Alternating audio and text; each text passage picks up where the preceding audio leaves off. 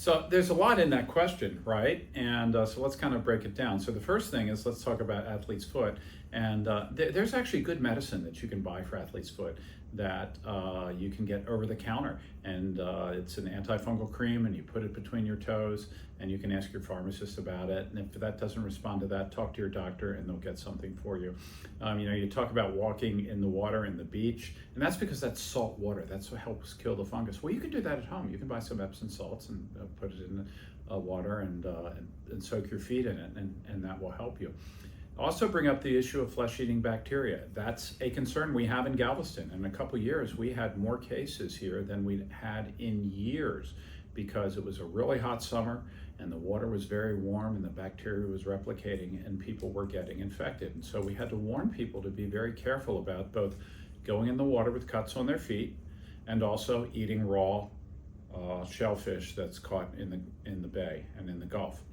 We still would caution people about those same things. So if you're going to go down to the beach and you have any cuts on your feet, my suggestion is don't get in the water. That's probably the most important thing to do. Second thing is that if you cut yourself while you're at the beach, and many of the cases are things where people may scrape their foot on a rock, they're out on some of the jetties, or they may step on a shell and they cut their foot, and then it gets infected, don't wait. Go see a doctor right away. Again, that's very, very important. Is there a way to tell how much bacteria there is in the water? And the answer is sort of. We have a program called Beach Watch, which is funded by the federal government.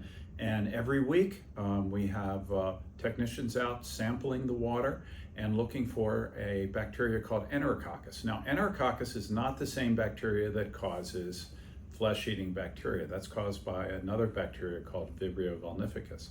But Enterococcus is a marker for how much bacteria is in the water. So if the Enterococcus levels are up, then all the levels are up.